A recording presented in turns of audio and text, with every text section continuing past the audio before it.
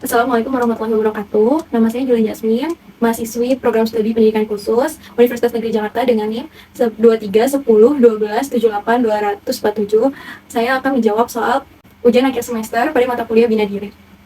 Oke, pada soal yang pertama yaitu kebutuhan bina diri pada anak hambatan intelektual. Nah, penjelasan terkait kebutuhan bina diri pada anak hambatan intelektual yaitu program bina diri merupakan istilah dari Activity of Daily Living atau ADL. Nah, kenapa anak hambatan intelektual memerlukan kebutuhan bina diri atau program bina diri? Karena pada dasarnya anak hambatan intelektual memiliki hambatan pada kemampuan intelektualnya, salah satunya juga kognitif. Nah, dengan hambatan intelektual yang dialami anak, sehingga seringkali anak hambatan intelektual ini mengalami hambatan-hambatan lain seperti pada kemampuan gerak motorik, baik motorik halus maupun motorik kasar. Nah, kemampuan gerak motor ini juga membantu anak mengalami kesulitan dalam melakukan kebutuhan bina dirinya. Nah, selain itu, kebutuhan bina diri pada anak hambatan intelektual juga diberikan untuk membantu anak dalam melakukan kegiatan sehari-hari serta menunjang kebutuhan anak dalam kegiatan sederhana seperti makan, minum, ke kamar mandi, dan kegiatan-kegiatan dasar lainnya.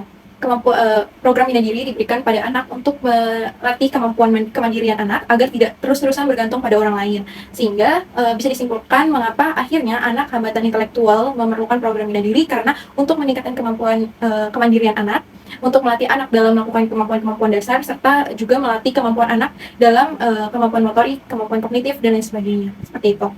Oke, sekarang saya akan menjawab pertanyaan nomor 2 dari soal ujian akhir semesternya, itu prosedur dan cara penyusunan program bina diri. Nah, penyusunan program bina diri itu dilaksanakan yang pertama, kita datang ke anaknya, kita lakukan asesmen, observasi, dan juga dilakukan wawancara. Wawancara ini dilakukan kepada guru, ataupun orang tua, ataupun kakak dari anak yang akan kita jadikan subjek.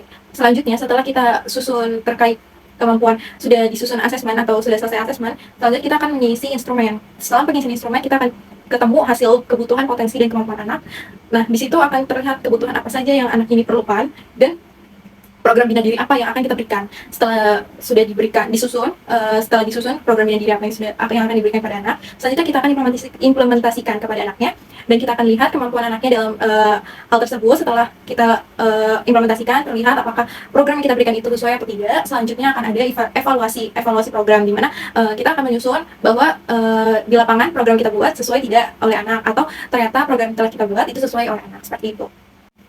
Oke, selanjutnya saya akan menjawab pertanyaan soal ujian akhir semester nomor 3, yaitu contoh kasus anak hambatan intelektual dan kebutuhan bina diri.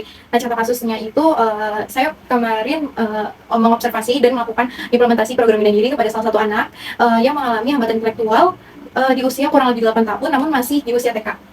Kenapa masih TK? Karena ada beberapa hambatan anak untuk melanjutkan sekolah, salah satunya karena dari pihak keluarga. Akhirnya anak masih disekolahkan di TK. Hal tersebut juga didukung karena kemampuan anak yang tidak sama dengan anak usianya. Nah, kemampuan bina diri anak yang menjadi prioritas kita adalah kemampuan anak dalam persepsi visual kanan dan kiri.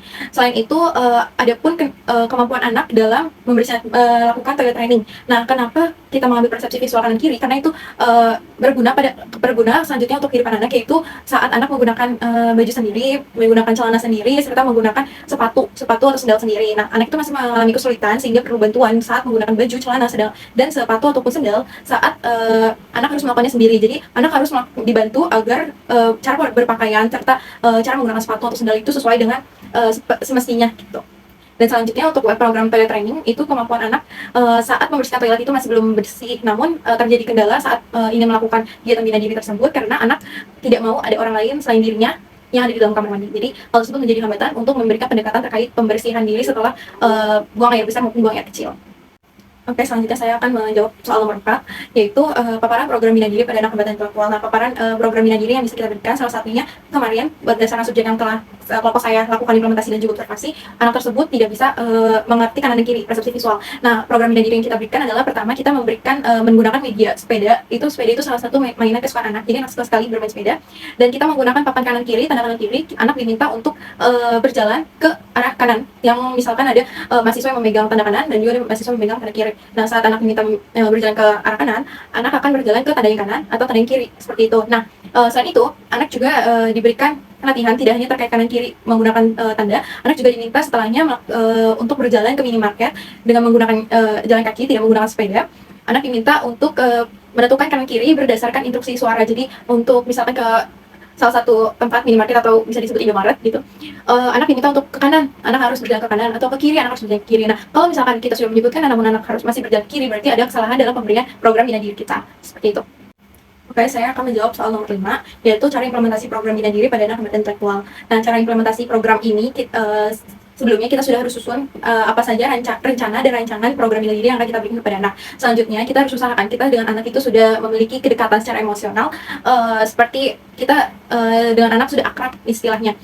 Apabila terjadi ketidakdekatan secara emosional ataupun ketidakterbukaan anak kepada kita, itu akan menjadi hambatan saat pemberian program bina diri. Jadi saat pemberian program bina diri diusahakan kita sudah ada kedekatan atau keterbukaan anak kepada kita. Nah, setelah kita sudah bisa melaksanakan program bina diri, kita harus benar-benar memberikan rancangan yang tidak membingungkan anak, dan juga memberikan rancangan yang bisa anak pahami dengan langkah-langkah sedetail mungkin dan seringkas mungkin yang anak bisa pahami dan anak bisa ikuti. Setelah kita memberikan pengarahan kepada anak, apa saja media yang akan kita lakukan, kita mengajak bermain anak dengan tidak membuat anak merasa bahwa ia harus diberikan tugas yang berat. Jadi kita harus bisa mengajak bermain anak dengan ajakan yang juga membuat anak merasa bahwa dia benar-benar akan diajak main, bukan diajak mengerjakan tugas atau segalanya. Nah, setelah anak sudah mau mengerjakan tugas, salah satunya kita harus mengabadikan, mendokumentasikan, dan menulis instrumen secara tertulis apa saja yang anaknya tidak bisa dan apa saja yang anaknya bisa. Setelah kita sudah melakukan hal tersebut, selanjutnya akan ada evaluasi kepada anak. Nah, evaluasi tersebut dilakukan setelah kita menggunakan media sebagai program bina diri yang akan kita lakukan kepada anak. Setelah kita menyusun laporan singkat terkait apa yang terjadi di lapangan, selanjutnya kita akan langsung melakukan evaluasi untuk melihat apakah yang sudah kita berikan ini dapat bermanfaat atau dapat diterima oleh anak, atau apakah yang sudah kita laksanakan tadi dapat diingat oleh anak, seperti itu. Dan ditambah anak ini kan mengalami hambatan intelektual, otomatis anak masih belum bisa berpikir secara abstrak, sehingga sebagai seorang observer atau seorang yang akan melaksanakan program bina diri perlu sekali memberikan pengarahan kepada anak dan dengan bahasa yang tidak terlalu abstrak atau dapat dipahami oleh anak. Itu yang paling penting dalam pelaksanaan implementasi program bina diri.